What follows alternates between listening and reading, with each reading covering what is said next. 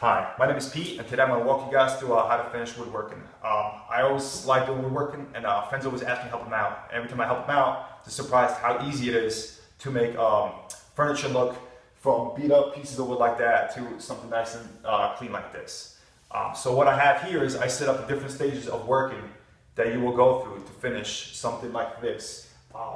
The different boxes represent that. So the first box is just this being my working bench for the past 6-7 years. I've been using it, beating it up. I rebuilt the whole front end of my car on here. You can see the grease, the stains, dents, and stuff like that. That's right here. Next step is 60 grit sandpaper, 180, and 220. Don't let the numbers confuse you. All that is just sandpaper that has a different coating on it on the back here. And all that means is 60 sandpaper is just if you were to cut out a square inch of sandpaper, it would have 60 pieces of sand in it. And the lower the number, the rougher it is, and the faster it works on stripping away the years of abuse on there. So with a 60, it's pretty rough, so you want to do it by hand. Like the first box here, took me about 20 seconds, just in and out real quick. It just you want to use this for like the major damaged areas. You want to use this on just the whole field. So 60, moving on to 180. Same concept. I like to use a power sander. It's Orbital, the Velcro. You can pick some Home Depot Lowe's for $25-35. It's not expensive. Slaps is on there. So pretty much what you do is you just turn it on and you work with the grain, with the long pieces of wood, back and forth. And this way that just stays with the grain, doesn't put any more scratches or dents in it or any inconsistencies in it. And pretty much it just does a nice clean coat with the 180. That's a nice finish coat.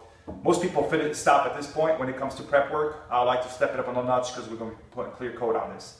So I'll go to 220 sandpaper. Same thing, work it back and forth, the whole slab, and it's going to give you a perfect foundation to work off of. There shouldn't be any waves or any different types of dents still in this.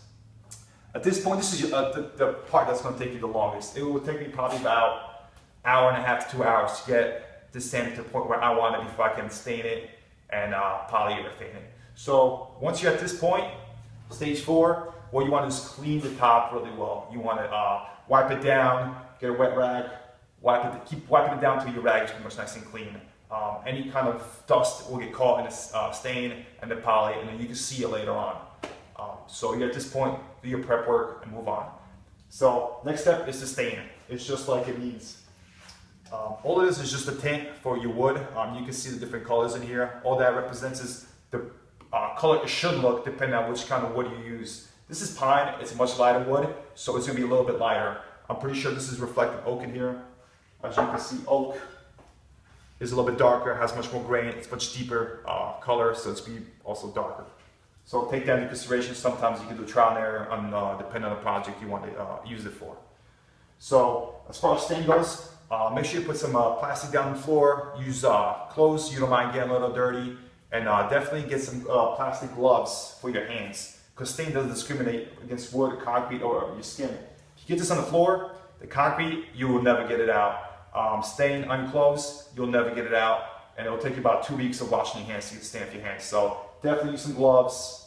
That helps out. And just to apply it, all you want to do is take the top off. Don't worry about mixing it. Take a rag, dip it in there. It looks a lot like iced tea. And you just rub it into the wood.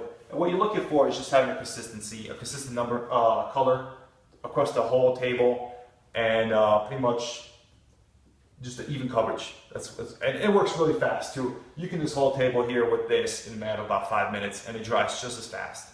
This 32-ounce can goes a long way. I've used this for multiple projects. This is still about 3/4 full, and this is my 4th project using this on. So this will last you a long, long time. Once you apply that on there, give it a couple of minutes to dry off. It's not a big deal. And the next step is to seal it. To seal it, we use, I like to use polyurethane. There's different things you can use. There's beeswax, there's tongue oil. I like poly, it has a higher scratch resistance on it. It seals it in a lot better against weather. So this is what I like to use. There's semi-gloss, there's satin and full clear gloss. I like to use full clear gloss because it gives it a nice glass finish on top of all my work. So this is pretty much the same stuff right here. This is just in a can. Aerosol can, that's the one you just brush it on with. My first coat of once I stain it is just to spray this on there. About 12 inches away, you just work it back and forth, and just get a nice coverage. The reason I spray that on is because it comes out pretty fluid and it just captures everything really well. It just fills in all those divots you're gonna have still in there that you can't see. So you put that on there, let it dry for about 8 to 10 hours. Once it's dry, 220 sandpaper one more time, right over top of it, just work all those imperfections that you just sprayed on because you don't have a guide. So some spots might have more poly than other ones. It goes really quick too.